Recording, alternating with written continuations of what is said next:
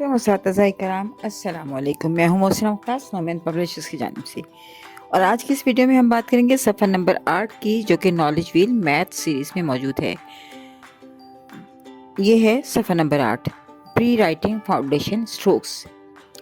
یہاں ہم دو آئیکنس دیکھ رہے ہیں، ایک تو کلرنگ کا ہے، یعنی بچے کلرنگ کریں گے، اور ایک QR کوڈ ہے جس کی مدد سے آپ پینسل گرپ کی ویڈیو جو ہے وہ آپ دیکھ سکیں گے اور بچوں کو دکھا بھی سکیں گے۔ تو اس میں جو سیمی سرکلز ہیں، ساتھ ساتھ صفحہ نمبر 9 پر بھی آپ کے فاؤنڈیشن سٹروکس ہیں، یعنی اسٹریٹ لائنز ہیں، سلیپی لائنز ہیں، اور اس کے ساتھ ساتھ آپ کے آگے کے پیجز بھی جو ہیں 10 اور 11 جو ہیں وہ بھی ٹریسنگ اور کلرنگ پہ ہی بیس کرتے ہیں، اور یہ سارے پیجز جو ہیں یہ ایکچولی بچے کی فائن موٹر سکلز کو امپروو کرتے ہیں۔ بچوں کی فائن موٹر سکلز جو ہیں وہ انگلیوں سے پینسل کی گرپ ہینڈلنگ، پینسل ہینڈلنگ میں ان کو بہت ہیلپ فل ہوتے ہیں۔ بچوں کی آگے رائٹنگ ریڈینس، یعنی بچوں کو رائٹنگ کے لیے تیار کرنے میں ہم نمبر رائٹنگ بچوں کو سکھاتے ہیں، تو نمبر رائٹنگ کے لیے یہ پری رائٹنگ جو اسٹروکس ہیں یہ بہت امپورٹنٹ ہیں۔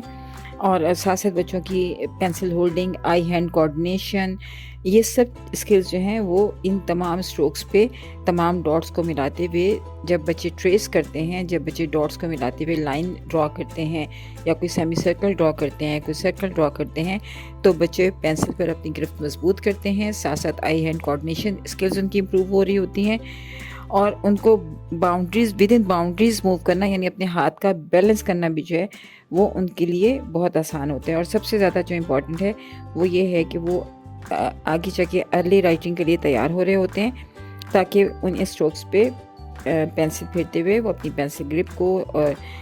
آئی ہینڈ کوآرڈینیشن کو، ویژول پرسیپشن کو، ان سب تمام اسکلز کو امپروو کریں، تاکہ آگے جا کر وہ نمبر رائٹنگ یا لیٹر رائٹنگ کر سکیں۔ سو پری رائٹنگ پیٹرنس جو ہیں وہ خاص طور پہ اسی لیے امپورٹنٹ ہے ارلی ایئرز میں، کہ وہ بچوں کی جو ارلی اسکلز ہیں اسپیشلی ریگارڈنگ رائٹنگ، تو بچوں کی وہ امپروو ہوتی ہیں۔ اور جن بچوں کو ہم یہ زیادہ پریکٹس نہیں کرواتے کلرنگ کی، ٹریسنگ کی، ڈاٹ میچنگ کی، تو ان بچوں کی پینسل گرپ جو ہے وہ بہت مضبوط نہیں ہوتی، بچوں کی رائٹنگ جو ہے وہ بہت بہتر آگے جا کے نہیں ہوتی، تو بچوں کو لو آف رائٹنگ جو ہے وہ ڈیولپ نہیں ہوتا۔ تو پری رائٹنگ ایکٹیویٹیز کا مینلی مقصد یہ بھی ہوتا ہے کہ ہم لو آف رائٹنگ ڈیولپ کریں، تاکہ بچے جو ہے وہ پینسلس کے ساتھ لکھنے میں کمفرٹیبل ہوں اور وہ اس کو انجوائے کر سکیں۔ تو ان پیجز کا خاص طور پہ جو مقصد ہے وہ یہی ہے کہ ٹیکٹائل لرنرز اور جو ویژول لرنرز ہیں وہ اپنی زیادہ سے زیادہ اسکلز کو پالش کر سکیں۔ شکریہ۔